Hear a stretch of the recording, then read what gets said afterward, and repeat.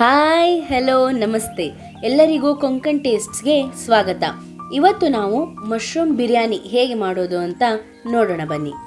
ಬೇಕಾಗಿರುವ ಸಾಮಗ್ರಿಗಳು, ನಾನಿಲ್ಲಿ 2 ಪ್ಯಾಕೆಟ್ ಮಶ್ರೂಮ್ನ ತಗೊಂಡು ಮೀಡಿಯಮ್ ಸೈಜಲ್ಲಿ ಕಟ್ ಮಾಡಿ ಇಟ್ಕೊಂಡಿದ್ದೀನಿ.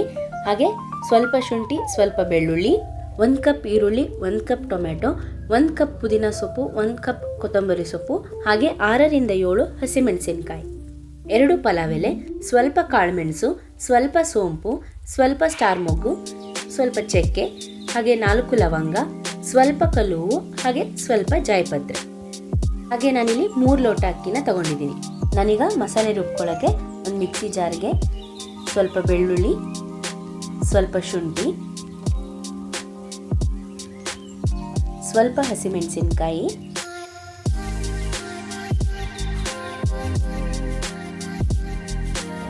ಒಂದು ಹಿಡಿಯಷ್ಟು ಪುದೀನ ಸೊಪ್ಪು, ಹಾಗೆ 1 ಹಿಡಿಯಷ್ಟು ಕೊತ್ತಂಬರಿ ಸೊಪ್ಪು,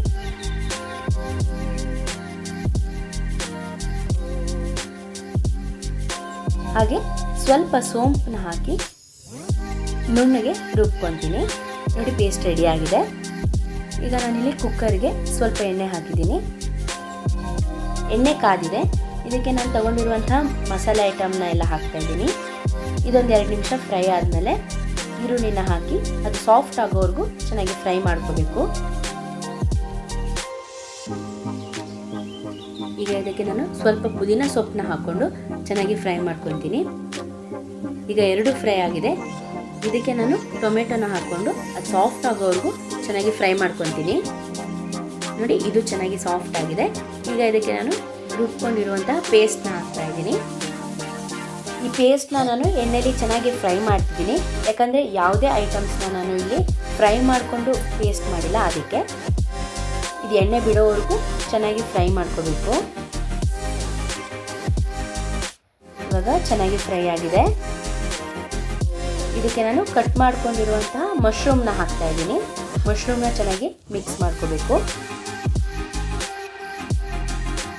3 ಲೋಟ ಅಕ್ಕಿನ ತೊಳ್ಕೊಂಡು ಇದಕ್ಕೆ ಈಗ ಮಿಕ್ಸ್ ಮಾಡ್ತಾ ಇದ್ದೀನಿ. 3 ಲೋಟ ಅಕ್ಕಿಗೆ ನಾನಿಲ್ಲಿ 6 ಲೋಟ ನೀರನ್ನ ಹಾಕಿದ್ದೀನಿ. ಹಾಗೆ ಸ್ವಲ್ಪ ರುಚಿಗೆ ತಕ್ಕಷ್ಟು ಉಪ್ಪನ್ನ ಹಾಕ್ತಾ ಇದ್ದೀನಿ. ಸ್ವಲ್ಪ ಕೊತ್ತಂಬರಿ ಸೊಪ್ಪು, ಹಾಗೆ ಸ್ವಲ್ಪ ಪುದೀನ ಸೊಪ್ಪನ್ನ ಲಾಸ್ಟಿಗೆ ಹಾಕಿದ್ರೆ ಚೆನ್ನಾಗಿ ಬರುತ್ತೆ ಟೇಸ್ಟು. 3 ವಿಸಿಲ್ ಬಂದಿದೆ.